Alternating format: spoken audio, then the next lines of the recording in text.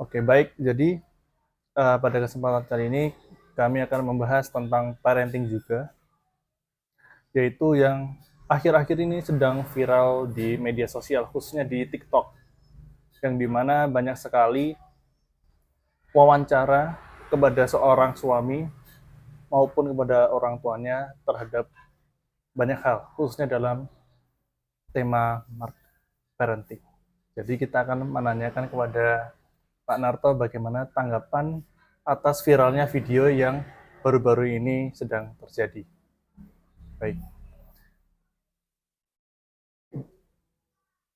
Jadi Pak Narto, menurut Pak Narto itu yang lebih penting atau prioritas itu istri, anak, atau ibu dulu, khususnya kita yang sebagai laki-laki atau sebagai suami.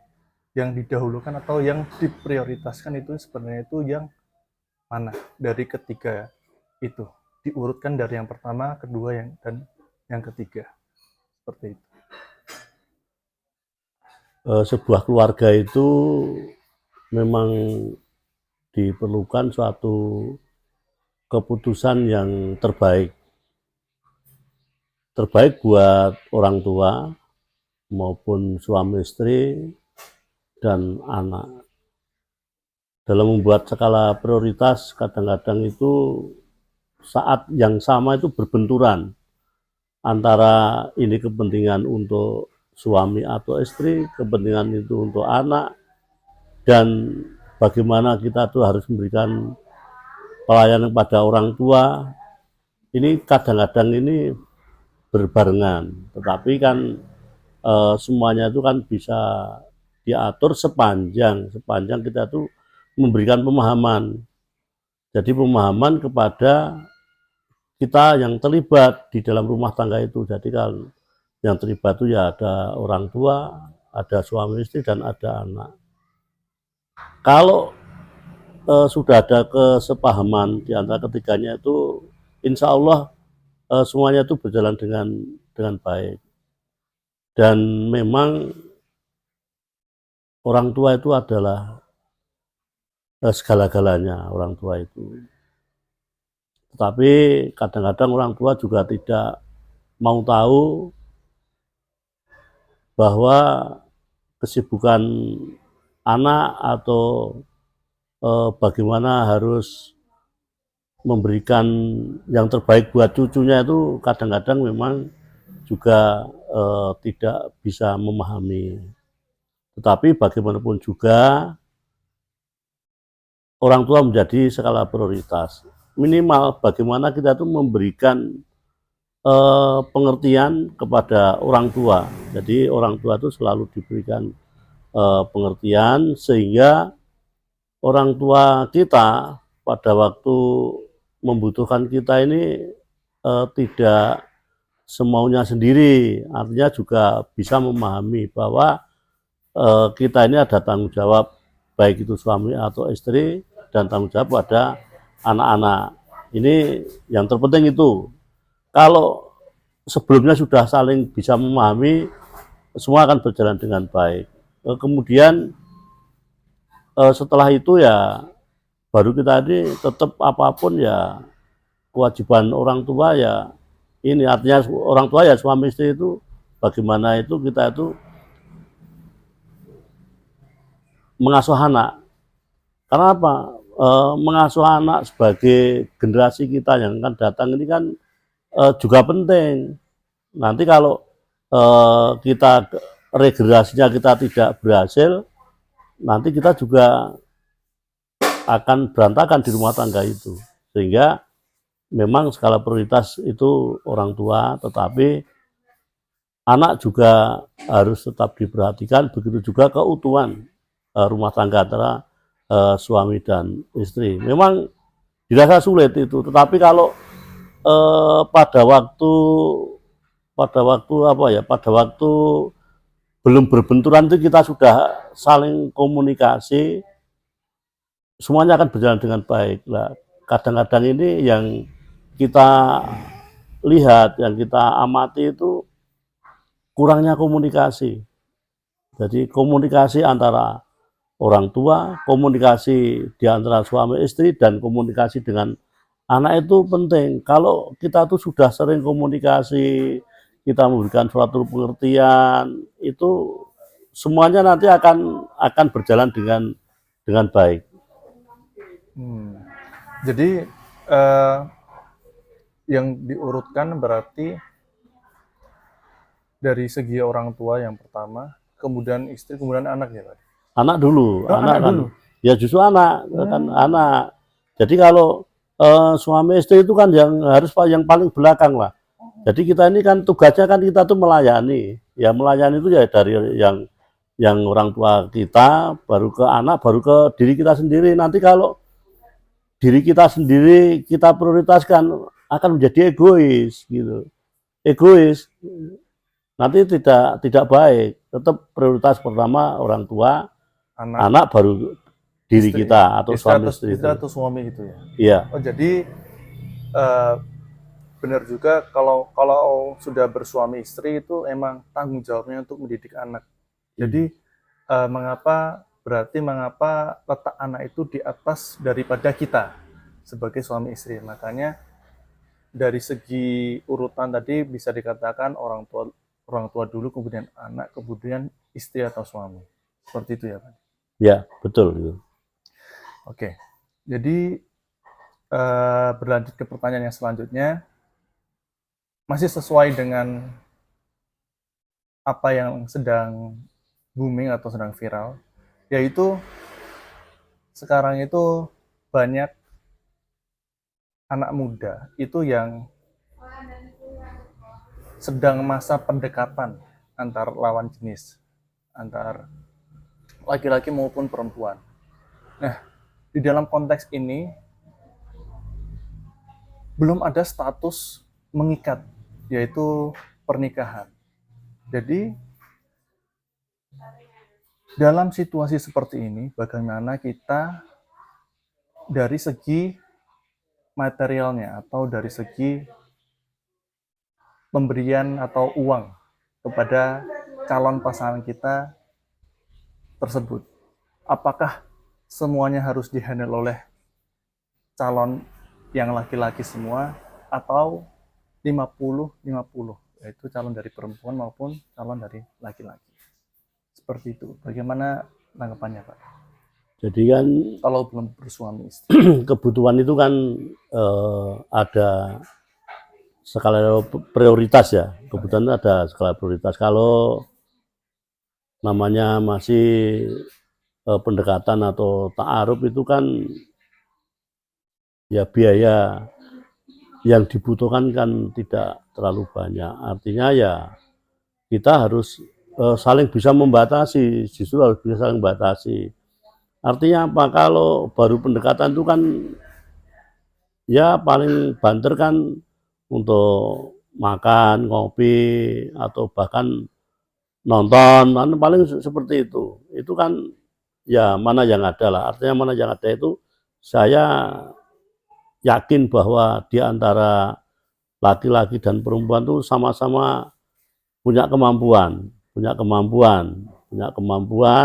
secara finansial. Artinya untuk kebutuhan sekedar uang jajan itu masing-masing itu sudah punya kemampuan. Jadi ya tidak apa-apa, tidak harus yang laki-laki itu harus menjadi bosnya, kemudian yang perempuan tinggal begitu ya, tidak seperti itu. Artinya kan ya mana yang ada bisa gantian juga nggak apa-apa, dan juga tidak saling tersinggung. Kalau misalnya yang cowok yang ditraktir lah, kasarannya seperti itu, ya nggak apa-apa, sepanjang kan hanya urusan sekedar untuk makan, sekedar untuk ngopi, sekedar nonton, itu nggak apa-apa. Tetapi kalau kebutuhan berikutnya sudah mulai meningkat, misalnya terkait dengan sandang, kemudian terkait dengan hobi dan sebagainya, itu kan ya masing-masing harus membiayai sendiri-sendiri lah kalau itu. Nah, kemudian nanti kalau sudah menjadi suami istri yang sah itu kan bisa membuat suatu perencanaan keuangan mana yang menjadi skala prioritas, kemudian kita sesuaikan dengan pemasukan. Itu nanti kalau sudah berumah tangga, tetapi kan tadi yang ditanyakan kan kalau masih pendekatan atau ta'aruf. Ya ta'aruf yang penting kan itu kebutuhan paling-paling ya kalau anak muda itu ya itu tadi paling makan, ngopi atau sekedar nonton gitu. Tapi kalau beli-beli yang lain kan ya nantilah. Nanti kalau sudah jadi suami istri itu ya pasti nanti akan datang sendiri kebutuhan itu. Tidak usah kita bayangkan nanti ini dan itu, tapi kan masih datang sendiri kebutuhan lah. Begitu datang kebutuhan macam-macam itu baru buat skala prioritas, tapi nanti. Jadi walaupun si calon suami atau calon istri itu salah satunya misalnya punya penghasilan yang lebih ya jangan sampai misalnya yang satu uangnya itu terbatas, sesekali mentraktir kan juga boleh-boleh saja gitu. Dan juga itu waktu masa pendekatan juga belum tentu itu menjadi jodohnya. Iya, maka itu kan nanti kan kalau kita berlebihan Iya. menjadikan tidak baik. Istilahnya nanti kan diundat-undat lah. Tadi kan wah ini saya udah belikan ini, belikan itu, tapi kan akhirnya nggak jadian dan sebagainya, itu kan menjadi tidak baik. Maka pada waktu ta'aruf pendekatan itu ya yang biasa-biasa aja lah. Jangan sampai nanti terlalu memberikan pengharapan yang berlebihan, memberikan sesuatu yang berlebihan, lebih-lebih di luar kemampuan. Di luar kemampuan itu artinya ya dipaksa-paksakan untuk bisa ini biar terkesannya itu mampu dan sebagainya. Itu tidak baik seperti itu. Baik. Kemudian ke pertanyaan selanjutnya yaitu sebenarnya apakah benar Gen Z itu sulit diatur, Pak Di? Menurut pandangan Pak Narto? Mudah masuk dan juga keluarnya juga cepat gitu dalam hal apapun. Jadi begini, kalau saya memandangnya itu di positive thinking. Kalau sulit diatur itu kan negatif thinking ya. Jadi kita positive thinking. Jadi yang namanya Gen Z ya, itu kan dia kan pada tahapan mencari jati diri. Dalam hal mencari jati diri kan mestinya kan inginnya kan trial and balance ya. Jadi ingin error ya, Pak Di? Ya, jadi ingin mencoba. Ya. Jadi ingin mencoba dan hal-hal yang sifatnya baru dan tantangan itu suka untuk menghadapi. Sehingga itu wajar kalau Gen Z itu memang agak labil. Ya, labil, mudah kesana kemari. Itu kan karena memang faktornya ya faktor hal yang biasa lah seperti itu. Tetapi nanti kan kalau yang namanya kalau sudah mapan itu nanti akan otomatis ya itu akan mapan sendiri. Nah, lebih-lebih kalau belum punya tanggung jawab, ya belum punya tanggung jawab itu masih lajang itu kan keluar masuk pekerjaan itu dianggap hal yang biasa. Dan karena memang sekarang ini kan orang itu cenderung ingin bebas waktu.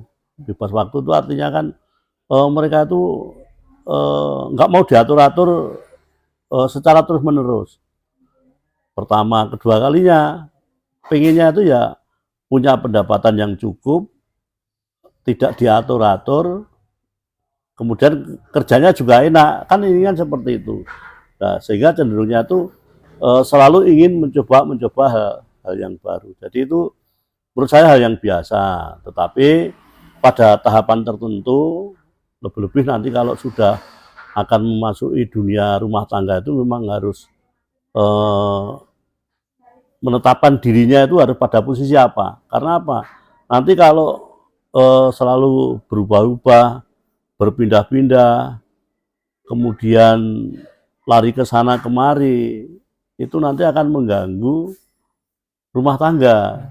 Kalau sudah berumah tangga. Tetapi kalau selagi masih muda ya saya kira kalau saya memandang positif. Oh, iya. Positif. Jadi bukan suatu kelakuan yang tidak baik itu enggak, tapi positif. Artinya apa?